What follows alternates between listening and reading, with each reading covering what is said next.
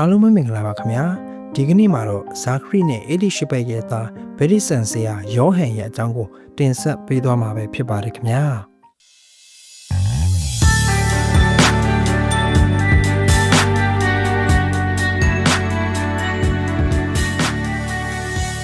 ဗီဒီယိုလေးမစတင်ခင်မှာကျွန်တော်ရဲ့ channel လေးကို like and subscribe လုပ်ထားပေးဖို့မေတ္တာရက်ခံချင်ပါတယ်ခင်ဗျာ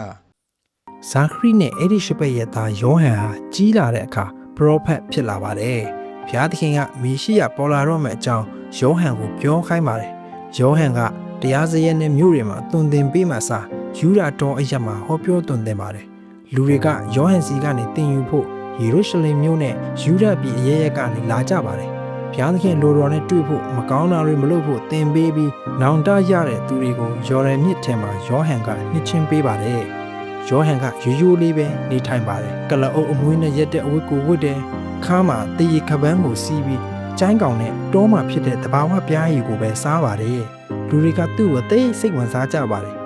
မာနကြီးတဲ့ဖာရီရှဲနဲ့ဇဒုကဲတွေတော့သူ့စီကိုလာကြပါတယ်သူတို့ကိုယောဟန်ကခမည်းတော်ပြောင်းလဲပြီးနောင်တယူရမယ်အာဗြဟံရဲ့သားမြေးလို့ပြောပြီးထူးခြားတဲ့လူတွေဘုရားသခင်ရဲ့သားသမီးတွေဖြစ်မယ်လို့တော့မထင်နဲ့လို့ပြောပါတယ်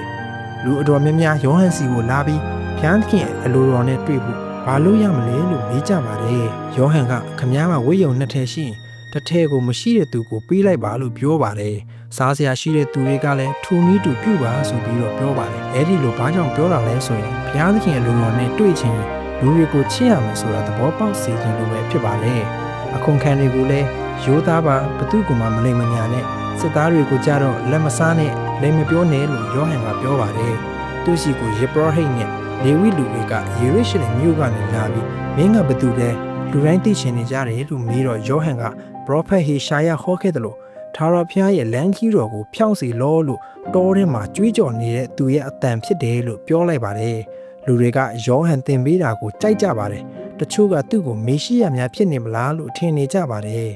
ဒါနဲ့သူကကျွန်တော်ထက်ကြီးမြတ်တဲ့သူရောက်လာတော့မယ်သူ့ဖက်နှက်ကျူးကိုဖြေဖို့တော့ငါကမထိုက်တန်ဘူးငါကရေနဲ့ပဲနှစ်ချင်းပေးတာသူကခမားတို့ကိုတန်ရှင်းသောဝိညာဉ်တော်နဲ့၎င်းမိနဲ့၎င်းနှစ်ချင်းပေးမယ်လို့ပြောလိုက်ပါတယ်ခမားအဆုံးထိနားတော်ပေးတဲ့အတွက်ယေရှုတင်ပါတယ်ခမား